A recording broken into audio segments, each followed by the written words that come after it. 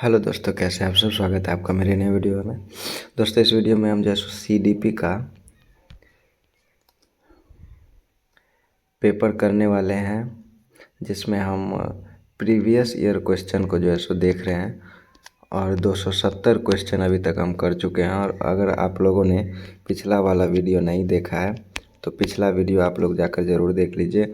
और अगर आप लोगों ने चैनल को सब्सक्राइब नहीं किया है तो ये आप लोगों से एक रिक्वेस्ट है कि प्लीज़ चैनल को जो है सो सब्सक्राइब ज़रूर कर लीजिए।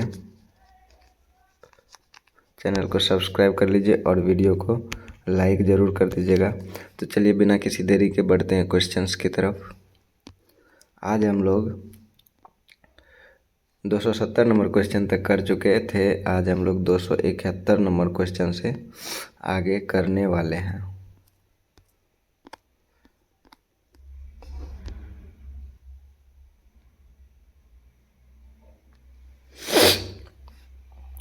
तो चलिए बढ़ते हैं क्वेश्चंस की तरफ। तो 271 नंबर क्वेश्चन है कि जीन पियाजे के संज्ञानात्मक विकास के सिद्धांत के अनुसार किस अवस्था में बच्चे अनैच्छिक क्रियाओं से ऐच्छिक क्रियाओं की ओर बढ़ना आरंभ करते हैं।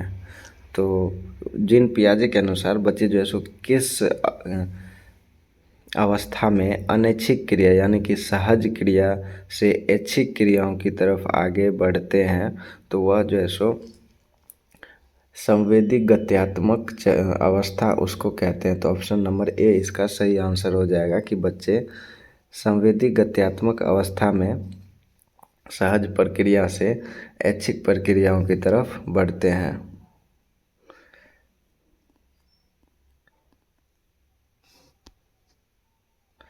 तो अगला क्वेश्चन है कि हेंज दुविधा को सुनने के बाद 8 वर्षीय गुरप्रीत कहता है कि हेंज को पैसा चुरा लेना चाहिए क्योंकि उसे इसकी ज़रूरत है। नैतिक तर्क के किस स्तर पर बच्चे सही और गलत का फैसला व्यक्तिगत ज़रूरतों और चाहतों के आधार पर करते हैं?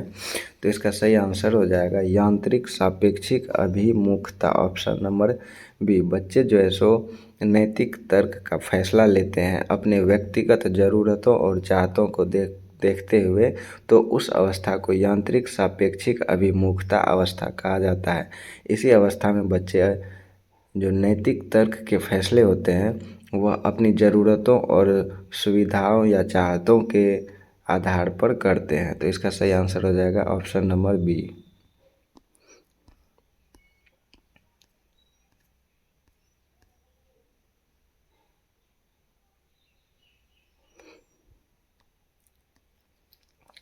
अगला क्वेश्चन है कि लेव वाइगोत्स्की के सिद्धांत को किस तरह का सिद्धांत माना गया है? तो लेव वाइगोत्स्की के सिद्धांत को किस तरह का सिद्धांत माना गया है? तो सामाजिक और सांस्कृतिक सिद्धांत माना गया है। लेव वाइगोत्स्की के सिद्धांत को सामाजिक और सांस्कृतिक सिद्धांत भी कहा जाता है। तो ऑप्शन नंबर बी इसका सही आंसर हो जाएगा। बढ़ते हैं अगले क्वेश्चन की तरफ। तो अगला क्वेश्चन है लेव वाइगोत्स्की के अनुसार बच्चों में संज्ञानात्मक प्रक्रियाओं को किसके माध्यम से सुगमता दी जाती है? तो बच्चों में जैसे संज्ञानात्मक प्रक्रियाओं को किसके माध्यम से सुगमता दी जाती है यानी कि सरल बनाया जाता है संज्ञानात्मक प्रक्रियाओं को? तो भाषा के आधार पर संज्ञानात्मक प्रक्रियाओं को सुगमता यानी कि सरल बनाया जाता है। तो ऑप्शन नंबर सी इसका सही आंसर हो जाएगा।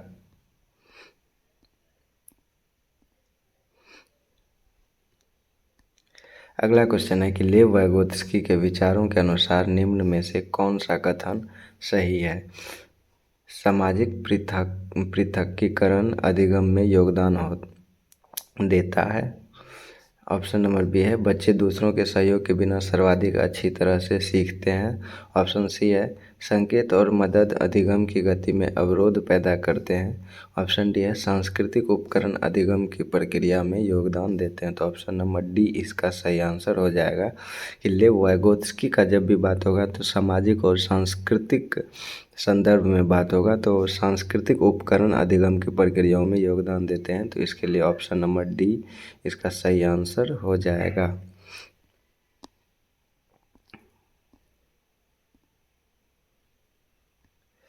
अगला क्वेश्चन है कि लेव वाइगोत्स्की के अनुसार शिक्षण अधिगम की निम्न में से कौन सी विधि अधिगम को समुन्नत करती है।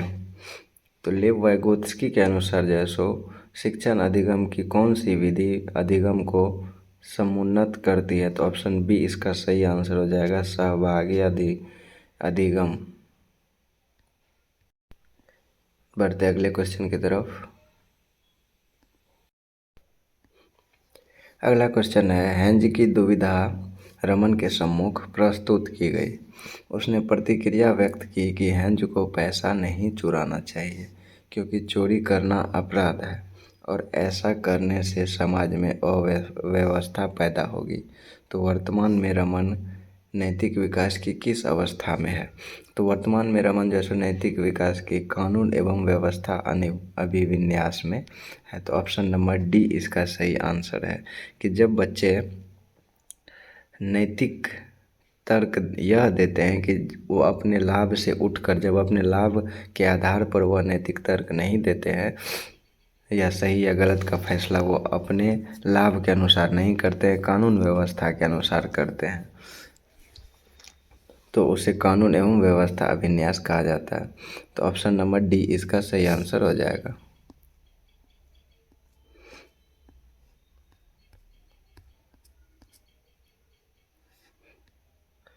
बढ़ते अगले क्वेश्चन की तरफ। तो अगला क्वेश्चन है कि जीन पियाजे के सिद्धांत के अनुसार अगर एक स्कीम संतुष्ट परिणाम नहीं देता है तो वह डैश उत्पन्न होता है। तो जब एक स्कीम संतुष्ट परिणाम नहीं देता है तो असंतुलन उत्पन्न होता है। तो यह जीन पियाजे का सिद्धांत है कि जब एक स्कीम संतुष्ट परिणाम नहीं देता है तो असंतुलन उत्पन्न होता है। तो ऑप्शन नंबर बी इसका सही आंसर है।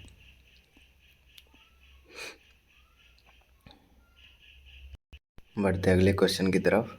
तो अगला क्वेश्चन है कि जीन पियाजे के संज्ञानात्मक विकास के सिद्धांत के अनुसार बच्चे किस अवस्था से वस्तु स्थायित्व समझना आरंभ कर देते हैं। तो यह संवेदीगामक अवस्था होते हैं जिसमें बच्चे वस्तु का स्थायित्व समझना आरंभ कर देते हैं। तो ऑप्शन ए इसका सही आंसर हो जाएगा।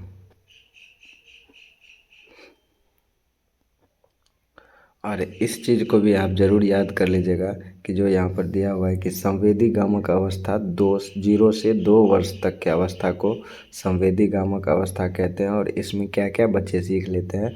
तो इसमें बच्चे वस्तु स्थायित्व सीख लेते हैं, लक्ष्योन्मुख सीख लेते हैं, व्यवहार का उद्भव सीख लेते हैं। उसके बाद आता है कि संक्रियात्मक अवस्था। पूर्व संक्रियात्मक अवस्था 2 से 7 वर्ष तक होता है और इसमें बच्चे आत्म केंद्रिकता सीख लेते हैं, काल्पनिक खेल सीख लेते हैं और प्रत्यक्ष बोध का विकास सीख लेते हैं। उसके बाद आता है मूर्त संक्रियात्मक अवस्था जो 7 से 11 वर्ष का होता है, जिसमें बच्चे परिरक्षण क्रमबद्धता सीखते हैं, वर्गीकरण, मूर्त तार्किक चिंतन से सीखते हैं।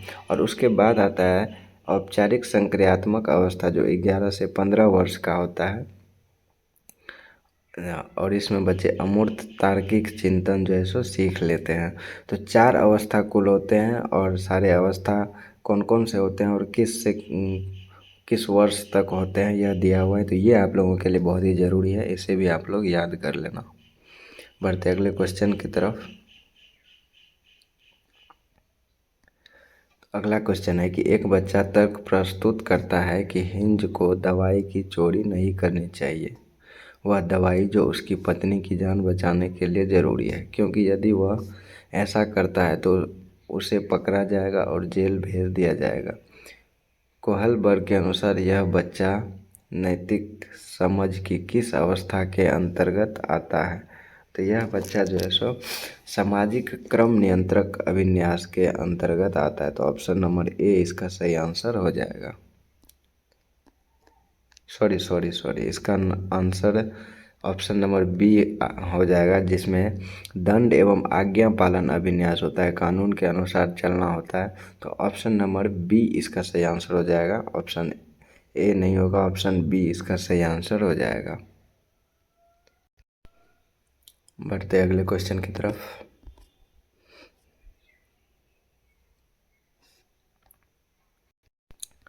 अगला क्वेश्चन है, जीन पियाजे के अनुसार बच्चे प्रेक्षणात्मक अधिगम की प्रक्रिया का अनुसरण करते हुए दूसरों का अवलोकन करके सीखते हैं, जो गलत है। जीन पियाजे के अनुसार बच्चे को उद्दीपन अनुक्रिया संबंधों के सावधानीपूर्वक नियंत्रण के द्वारा एक विशेष तरीके से व्यवहार करने के लिए अनुबंधित किया जा सकता है, ये भी सही नहीं है। उसके बाद है, जीन पियाजे के अनुसार बच्चे को पुरस्कार एवं दंड के सिद्धांतों का प्रयोग करते हुए विशिष्ट तरीके से व्यवहार करना एवं सीखना सिखाया जा सकता है, ये भी गलत है। ज्ञान को सक्रिय रूप से संचरित करते हैं बच्चे, और जैसे जैसे वे दुनिया में व्यवहार कौशल का प्रयोग करते हैं तथा अन्वेषण करते हैं। तो ऑप्शन नंबर डी इसका सही आंसर हो जाएगा।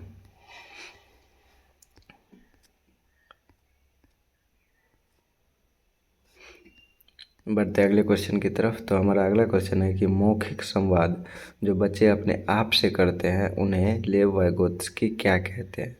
तो उसे जो है सो व्यक्तिगत वार्ता कहते हैं। मौखिक संवाद जो बच्चे अपने आप से करते हैं, सेल्फ टॉक जब बच्चे करते हैं तो उन्हें लेव वाइगोत्स्की क्या कहते हैं? तो उन्हें व्यक्तिगत वार्ता कहते हैं। ऑप्शन नंबर ए इसका सही आंसर हो जाएगा। बढ़ते अगले क्वेश्चन की तरफ। तो हमारा अगला क्वेश्चन है कि निम्नलिखित में से कौन सा पूर्व क्रियात्मक अवस्था काल के बच्चे को विशेषित करता है? पूर्व क्रियात्मक अवस्था काल के बच्चे को विशेषित करता है ऑप्शन नंबर सी, विचारों की अनुत्क्रमणीयता। ऑप्शन नंबर सी इसका सही आंसर हो जाएगा कि पूर्व क्रियात्मक अवस्था जो लगभग 2 वर्ष से प्रारंभ होकर 7 वर्ष तक चलती है। पूर्व क्रियात्मक अवस्था 2 वर्ष से 7 वर्ष तक चलती है।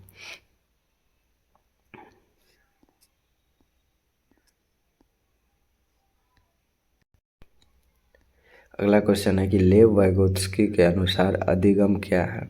तो एक व्यक्तिगत गतिविधि है, एक निष्क्रिय गतिविधि है, एक अनुबंधित गतिविधि है, या एक सामाजिक गतिविधि है। तो लेव वाइगोत्स्की के अनुसार जो है सो ये अधिगम एक सामाजिक गतिविधि है। तो ऑप्शन नंबर डी इसका सही आंसर हो जाएगा।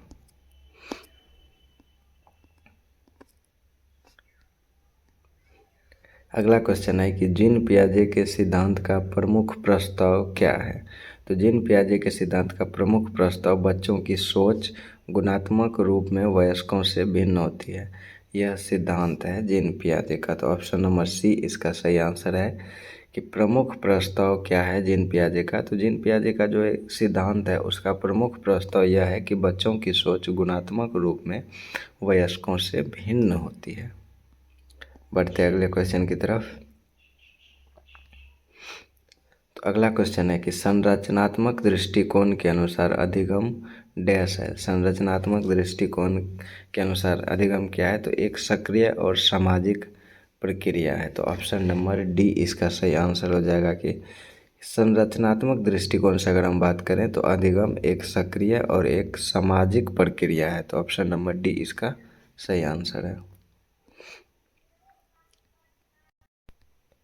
अगला क्वेश्चन है कि राष्ट्रीय पाठचर्या फ्रेमवर्क 2005 ने अपनी समझ डैश से प्राप्त की है? तो संज्ञानात्मक सिद्धांत से प्राप्त की है। राष्ट्रीय पाठ्यचर्या फ्रेमवर्क 2005 जो है सो संज्ञानात्मक सिद्धांत के आधार पर बनाया गया है। तो ऑप्शन नंबर डी इसका सही आंसर हो जाएगा।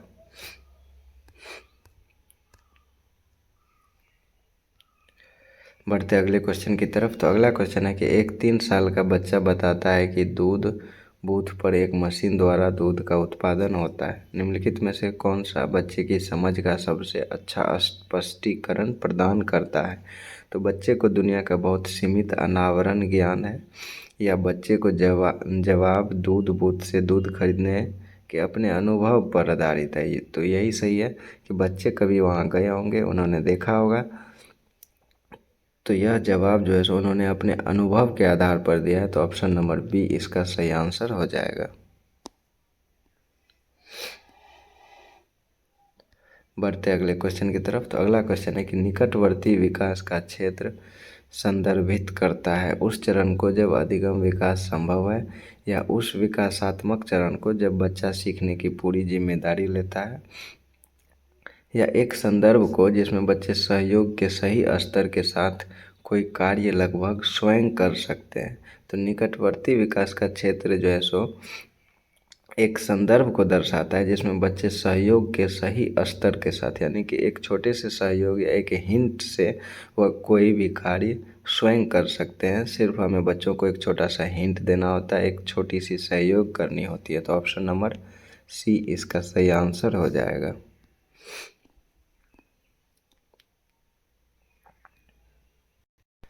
बढ़ते अगले क्वेश्चन की तरफ। तो अगला क्वेश्चन है कि कोहलबर्ग के सिद्धांत के योगदान के रूप में निम्नलिखित में से किसे माना जा सकता है। तो उनके सिद्धांत ने संज्ञानात्मक परिपक्वता और नैतिक परिपक्वता के बीच एक सहयोग का समर्थन किया। तो यही इसका सही आंसर हो जाएगा। तो ऑप्शन नंबर ए इसका सही आंसर है। बढ़ते अगले क्वेश्चन की तरफ। अगला क्वेश्चन है कि निम्नलिखित में से कौन सा कथन पियाजे के सिद्धांत के अनुसार कहा नहीं जा सकता है। तो इनमें से कौन सा कथन जो है सो पियाजे के सिद्धांत के अनुसार नहीं कहा जा सकता है। ऑप्शन ए है कि विकास गुणात्मक चरणों में होता है, या बच्चे अपनी दुनिया के बारे में ज्ञान का निर्माण और उपयोग करते हैं, या निरंतर अभ्यास से अधिगम होता है। तो ऑप्शन नंबर सी इसका सही आंसर हो जाएगा कि निम्नलिखित में से कौन सा कथन पियाजे के सिद्धांत के अनुसार यह हम नहीं कह सकते हैं कि निरंतर अभ्यास से अधिगम होता है। बढ़ते अगले क्वेश्चन की तरफ।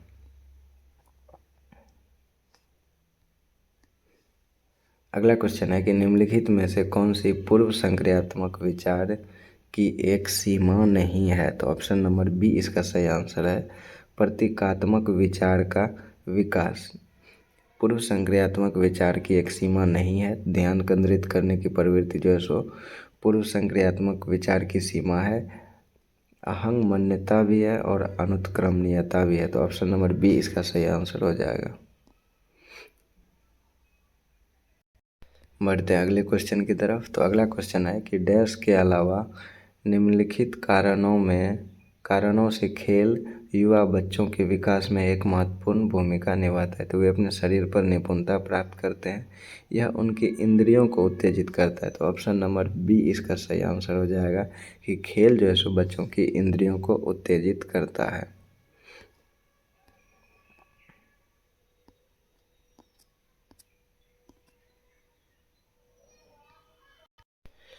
इस क्वेश्चन में थोड़ा सा ट्रिक का यूज करना पड़ेगा आप लोगों को। यह क्वेश्चन जैसा कि आप देख सकते हैं कि कह रहा है कि डैश के अलावा जो है सो निम्नलिखित कारणों से खेल युवा बच्चों के विकास में एक महत्वपूर्ण भूमिका निभाता है। तो कौन सी चीज़ है जिसके अलावे यह एक महत्वपूर्ण भूमिका निभाता है। तो महत्वपूर्ण भूमिका है कि वो अपने शरीर पर निपुणता प्राप्त करते हैं। खेल के अनुसार ये एक महत्वपूर्ण चीज़ है। उनकी इंद्रियों को उत्तेजित करता है, ये भी एक महत्वपूर्ण चीज़ है। और वे नए कौशल हासिल करते हैं और सीखते हैं कि उन्हें कब उपयोग किया जाए, ये भी महत्वपूर्ण चीज़ है। यह समय बिताने का एक सुखद तरीका है। तो यह एक इसे महत्वपूर्ण नहीं कह सकते हैं कि समय बिताने के लिए जो है सो बच्चे खेल खेलते हैं।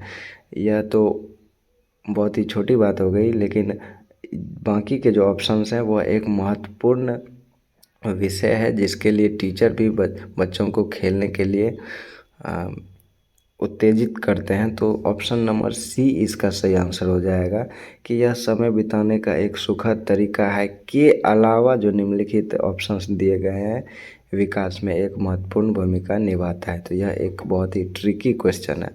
तो ऑप्शन सी इसका सही आंसर हो जाएगा। बढ़ते हैं अगले क्वेश्चन की तरफ।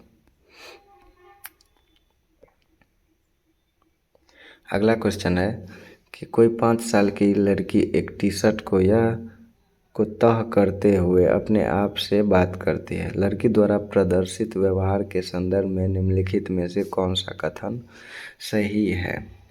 तो जब हम खुद से बात करते हैं तो उसे हम अहं केंद्रित भाषा कहते हैं। और लेव वाइगोत्स्की जो इसकी व्याख्या बच्चों द्वारा सेल्फ टॉक यानी कि निजी भाषा से अपनी क्रियाओं को नियमित करने के प्रयासों के रूप में करते हैं। तो इसका सही आंसर हो जाएगा ऑप्शन नंबर बी।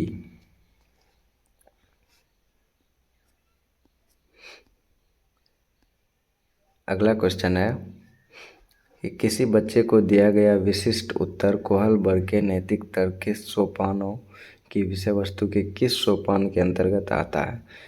तो कोहलबर्ग के नैतिक तर्क यह दिया जाता है किसी बच्चे को कि यदि आप ईमानदार हैं तो आपके माता पिता आप पर गर्व करेंगे, इसलिए आपको ईमानदार रहना चाहिए। तो यह सामाजिक संकुचन अनुकूलन को दिखाता है कि समाज आप लोगों को किस तरह से देखेगा, आपके परिवार आपको किस तरह से देखना चाहते हैं। तो ऑप्शन सी इसका सही आंसर हो जाएगा कि अच्छा लड़का अच्छी लड़की एक अनुकूलन होता है जिसके अनुसार यह कथन दिया हुआ है कि यदि आप ईमानदार हैं तो आपके माता पिता आप पर गर्व करेंगे, इसलिए आपको ईमानदार रहना चाहिए।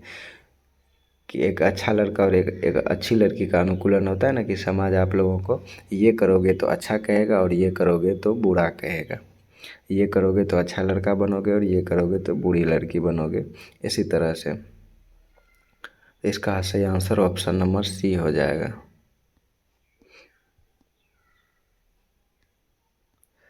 अगला क्वेश्चन है कि जिन पियाजे के अनुसार अधिगम के लिए निम्नलिखित में से क्या आवश्यक है। तो शिक्षार्थी के द्वारा पर्यावरण की सक्रिय खोजबीन, यह जिन पियाजे के अनुसार जो है सो अधिगम के लिए आवश्यक है। तो ऑप्शन नंबर ए इसका सही आंसर हो जाएगा। बढ़ते अगले क्वेश्चन की तरफ। अगला क्वेश्चन है जिन पियाजे के अनुसार प्रारूप यानी कि स्कीम निर्माण वर्तमान योजनाओं के अनुरूप बनाने हेतु नवीन जानकारी में संशोधन और नवीन जानकारी के आधार पर पुरानी योजनाओं में संशोधन के परिणाम के रूप में घटित होता है। तो इन दो प्रक्रियाओं को हम क्या क्या कर जानते हैं। तो समावेशन और समायोजन के रूप में हम जानते हैं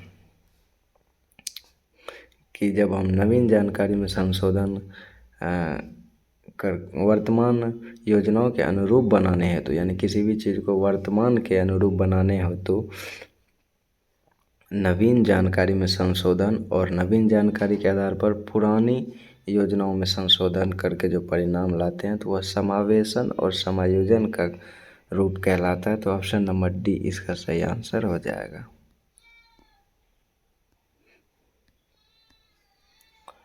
लेव वाइगोत्स्की के अनुसार संज्ञानात्मक विकास का मूल कारण क्या है। तो लेव वाइगोत्स्की जो है सो सामाजिक अनुक्रिया पर बल देते थे, सामाजिक क्रियाओं पर बल देते थे। तो ऑप्शन नंबर बी इसका सही आंसर हो जाएगा। अगला क्वेश्चन है कि लेव वाइगोत्स्की के समाज संरचना सिद्धांत में दृढ़ विकास रखने वाले शिक्षक के नाते आप अपने बच्चों के आकलन के लिए निम्नलिखित में से किस विधि को वरीयता देंगे। तो सहयोगी प्रोजेक्ट, मानकीकृत परीक्षण, तथ्यों पर आधारित प्रत्यास्मरण के प्रश्न या वस्तुपरक बहुविकल्पी प्रश्न प्रकार के प्रश्न। तो ऑप्शन नंबर ए इसका सही आंसर है कि सहयोगी प्रोजेक्ट। समाज संरचना सिद्धांत में दृढ़ विश्वास रखने वाले शिक्षक के नाते जो है सो आपको बच्चों के आकलन के लिए सहयोगी प्रोजेक्ट को वरीयता देना चाहिए। बढ़ते अगले क्वेश्चन की तरफ।